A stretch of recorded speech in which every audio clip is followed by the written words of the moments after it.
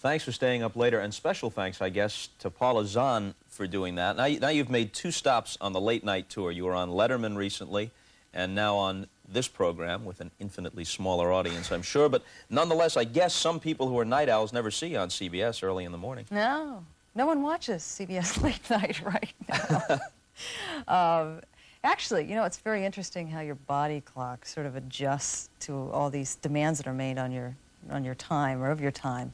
And I think I can basically serve any schedule that I'm asked to right now. I mean, when I started out in the business, I worked nights. I worked the midnight to 6 o'clock in the morning shift. Then I spent 8 years working 3 in the afternoon till midnight. I've done it all. This is probably the easiest one to adjust to, getting up early in the morning. How about your Letterman appearance when you came on and played the cello? Oh, I got to tell you how that came about. Paul Schaefer had conversations with David about getting me on the show. And up until the day before the performance, we had no clue as to what we were going to do. I'm a classically trained cellist, majored in music in college, and spent many, many hours a day sort of working on my cello, although I haven't spent much time with it over the last 5 years. And so I was really kind of intimidated by the prospect of playing with him. So the day before the performance, I came over to Paul's office, and he has a piano in his office, and we actually just sat down that afternoon, sight-read some music together, some Vivaldi, and he sort of tinkered with it and said, okay, let's try this. And what we ended up doing was playing a minute's worth of Vivaldi from a sonata that most people would recognize.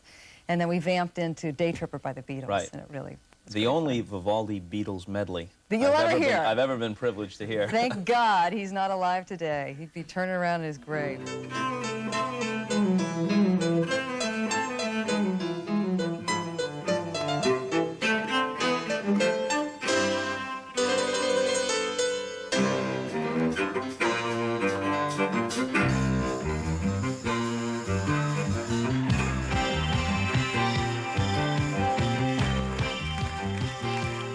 You concede the hybrid nature of what you do. I mean, yes, you're a journalist in certain roles, but in other roles you're talking to some lady who wrote a self-help book or whatever, or they bring animals into the studio from the Bronx Zoo, and your picture could very well be in People magazine. So, yeah, you're a news reporter, but you're something else. I don't know if it's exactly a celebrity or exactly an entertainment figure, but it's not the same thing as being Mike Wallace either. Absolutely not. And it was something that was very foreign to me in the beginning. When I was over at ABC, I was doing a straight news show, and that was one of my concerns when I came over to CBS, about just how much is this going to offend my newsy sensibilities. And I have found the transition to be pretty easy, in that I feel like all of the training that I have as a journalist is put to the test every day. I mean, first of all, what other broadcast is on the air for 2 hours a day live? None. There aren't any. Right. And I like the fact that from 7 o'clock to 7:15 I can talk to Elie Wiesel about the rise of anti-Semitism in the Soviet Union. 5 minutes later, turn around and talk to Joan Quigley about how she erased the evil kingdom in the eyes of Ronald Reagan, and how her astrological charts changed his mind about the Soviet Union. And then 15 minutes later, turn around and talk about the Calaveras County Fair jumping frog contest. I like the mix a lot. Are there ever times when your skin crawls, though, where you say you wish you could almost send a laser beam right out into that camera and go, folks, I'm here, 80, 90% of it I approve of, this wasn't my idea, I don't want to be here? I'm sure the audience understands when that kind of thing happens. I'm trying to think recently who we've had on the show that was just a totally disastrous booking. There's no guarantee whenever you interview these people on the telephone that they're going to deliver the same story that they delivered to you in the pre-interview. We don't have the luxury of pre-interviewing every one of our guests, so a lot of it is surprise. But I think there's a certain part of what we do that is just very humorous by its nature, and I don't think people put any meaning beyond what it is, just 1 minute shot on television, there it is. We interviewed a guy a couple weeks ago who was training his rabbits to jump in a swimming pool, this little 12-year-old kid who's now charging people to come and watch him train his little jumping rabbits, and I thought it was absolute lunacy, and everybody laughed, and we got 100 letters on it. People loved it, so... And you know, there's nothing more attractive than a drenched hare. Ew. You know? It was not a very pretty sight. Do they like to swim now, Matt? Yeah, but they've already been in 2 or 3 times. Oh, this morning, sure. Yeah. Does the chlorine seem to bother them when they get in there? No, not really. Well, let's, okay, just because people aren't going to believe that this really happens. We have tape. Matt, you go ahead and encourage the bunnies. Maybe they'll jump in, but see, here's tape of these guys in action. It's very impressive. Very impressive. Who is the better of the jumpers? Blackie is now. All right, Matt. There you One of see our it. better show and tells. What do you suppose accounts for the self-assuredness you've displayed on the air? I would be looking the first week that you were on that show. I'd be looking for some telltale sign that this woman's trying a little bit too hard. But you seemed not only capable, but you seemed settled in right away.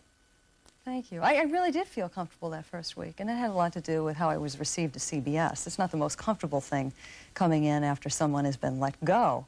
And in all deference to the folks I worked with at CBS, they made it very easy for me to jump in. Harry welcomed me and made me understand that he really trusted my instincts right off the bat.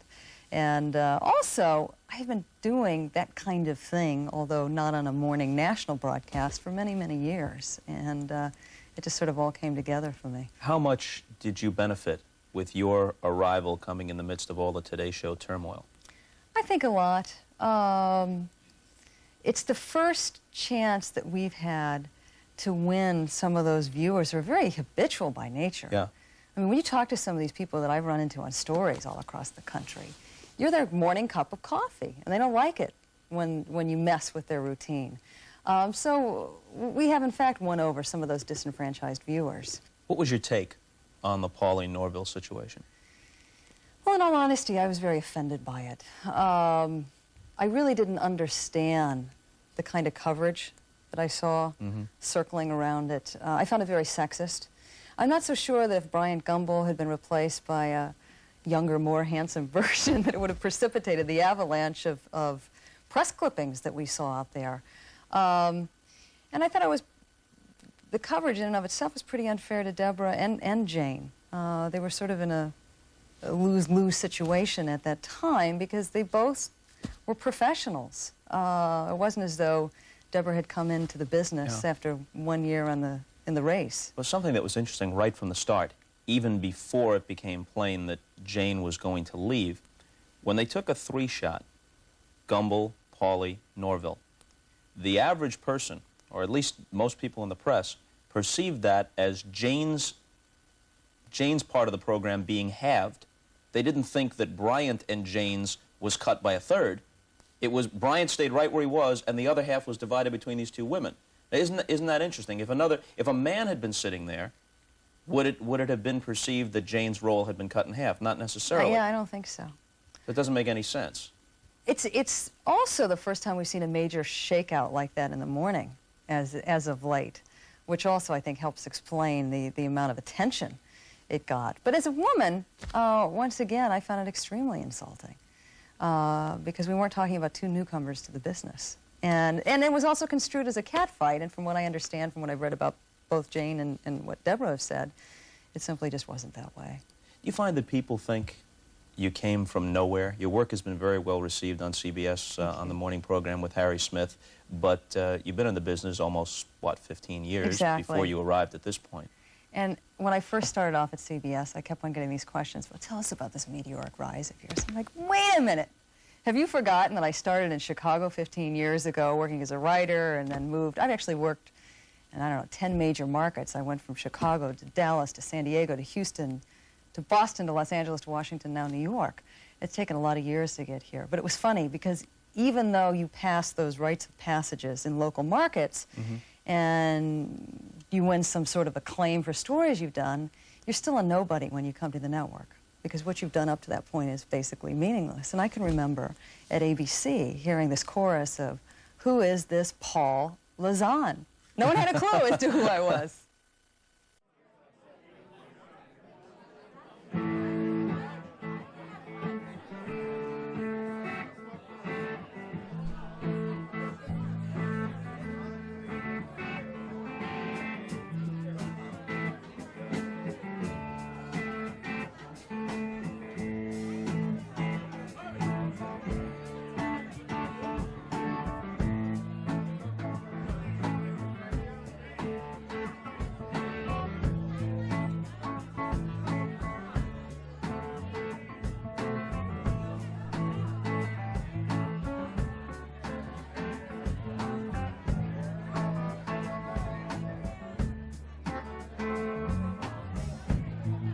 When I look out my window, so many sights to see. When I look in my window, so many different people to be. And it's strange, so strange. You got to pick up every stage. You got to pick up every stage. You got to pick up. Back now with Paula Zahn of CBS News. Although it hasn't gotten as much coverage as Jane Pauley's family situation or now Connie Chung's declaration that she'd like to have a child, you've made no bones about your family priorities. You once left a job in Los Angeles to get married with no other prospects, right? Yeah, that was about 5 years ago. My then fiance Richard and I were commuting coast to coast, Boston to Los Angeles. I didn't mean no other marriage prospects. I assume you could have had many of those. No other immediate job prospects. I don't know. That's the only one it came down to. We actually endured 2 years of commuting coast to coast, and we realized that just wasn't going to work. We were dead by the end of that period of time. But we knew at that point that Los Angeles could not be home. So I knew that involved a move across the country, which I was more than happy to do. But I know that when I went in and told management, look, I'm getting married, I'm leaving, they thought I was absolutely out of my mind. What are you talking about? You're leaving the second largest market in the country to marry some guy? Now you have a 1.5-year-old daughter. How have you been able to incorporate that into your life? Well, she really brings me the most joy in my life. And I'm finding it very difficult, in all honesty. I've always known that jobs in news were consuming, but I had no idea how time-consuming this job would be. And I'm finding that I'm getting better organized as time goes on. I may leave the studio at noon, but I will get research throughout the day, a good 3 or 4 hours of reading to polish off at night. So the trick is figuring out how I can protect that afternoon with my baby and still get my work done at night. And so basically what I do is drop out in the afternoons, and that is our time. Because the minute I start picking up the telephone, that precipitates some hour conversation with some producer that I could handle much later at night. Your relationship with your own parents was obviously very, very strong. And you talk about your nightmare years when both your parents were afflicted with cancer and you were working in Boston and they were back home in Illinois. That was a real test of my strength. I was working in Houston at the time that my father was diagnosed, and he fought a very long, hard battle against cancer, which I became very involved in on the periphery. I couldn't be with him every moment of the day. He was living in Chicago at the time. But I was basically responsible for making key medical decisions. And I was in Houston, which had a great talent of oncologists. And so I tracked his medical story like no reporter ever has. And Dad was sick for about 3 years, went into remission. There were no signs of any tumors, cancer-free. And then it came back with a vengeance. And about the time that he got very, very sick again, my mother was diagnosed with breast cancer. And it was just an extraordinary experience because I was trying to hold down my job and at the same time try to be with them as much as I could. And I'm surprised I didn't end up losing 2 jobs over it because I had bosses who would let me leave the minute after the newscasts were over. I would fly. At one point I was living in LA when both of my parents were sick. I'd fly back every single day off, which took a tremendous toll on me. I was exhausted. I was bitter for a large part of that time. It's very difficult to understand why your parents are sick, and it took me a long time. And I'm still dealing with that today. I'm trying to write about it to sort of relieve me of some of the pain. I don't know that it's helping or not. Write about it just as a catharsis, or are you considering publishing a book about Well, I'd like to dealing help with it? other people. I don't think many of us has any idea of what you're going to go through when someone in your family has a terminal illness. You're not prepared for the physical disintegration, nor are they, and there are some very uncomfortable moments where you as a child don't know what to say to your parent. And I found that humor was invaluable. Thank God my dad was blessed with a great sense of humor. So we made some very uncomfortable situations a little bit better for all of us. But even when it comes to sorting through the medical options you have, it's a very terrifying thing to go through. And although there are a lot of self-help books with very specific information about medical insurance and how to choose a doctor, very little is written about helping the families of the patients and helping them better understand what they're going to go through emotionally. Because believe me, you're all over the place. When you said earlier that you were making the medical decisions, just so that people don't walk away from this with a misimpression, there are a number of options in terms of treatment and even timing of treatment that are available to cancer patients. But you weren't trying to say that you were sitting in there with a medical smock on. And that's not to. I have 2 older brothers and a younger sister. That's not to say that I was the sole decision maker, because my dad was also a part of it. But there are different medications that you have to choose. Some that have higher risk than others. Right. Experimental protocols that patients become a part of, as my father was. Towards the end, we knew that none of the medication that was approved by the FDA was working. And there are some very painful decisions you have to make, where the risks are just horrendous. Loss of eyesight, loss of hearing. And you as a family have to gather together and make these horrendous decisions. Your dad eventually, after a long fight, succumbed to cancer. But my mother has been cancer-free for 5 years. In fact, the last appointment I went with her to in Boston, her oncologist stamp cured, which was just wonderful. You talked about your father's sense of humor, and you display a good sense of humor. And one area where you really showed a sense of humor was when one of the tabloids, I don't know, was it the Star or the Inquirer, they dug up these pictures, as close to scandal, I guess, as they could come with you. They found some high school pictures of you in hot pants and go-go boots or something. They must have gone like 500 pages into the yearbook. And that was, 1974 was the year that vinyl go-go boots were big, at least in the Midwest. We all had them. And then the hot pants like up to here. And they printed this horrendous, blown-up picture of me, where they, of course, cut out all your friends that were standing next to you. You were the only one that got blown up in your hot pants. It was just horrible. You've been carrying this around all morning. I just want you to know this is a very important day for our broadcast. I am an official member of the Morning Club now. I've made my debut in the Star. Is that right? That's the cover here. Yeah. Here's the inside. Yeah. Tim's going to come in a little bit closer on here. Okay, the picture's pretty nice here at the top. Mom, Dad, baby and Haley, baby. Everything, right? But I want you to zoom in really closely here on this shot that they had to dive probably 400 pages into the yearbook to find that one. What is that? Age 15, Paula showed a flair for fashion. U-G-L-Y. Check those out. Hot pants. Oh, is that what that... Hot pants. Picking up a loose end here, tell me about the coverage of the plane crash in Los Angeles, which won you an Emmy. I had been working in Los Angeles for about a year, and I don't know whether you remember the details of the crash, but there was a Aeromexico jet that was clipped by a private plane that was not supposed to be flying in that airspace, and a couple hundred people ended up dying. I was on the scene of the crash site about 12 hours after the plane went down.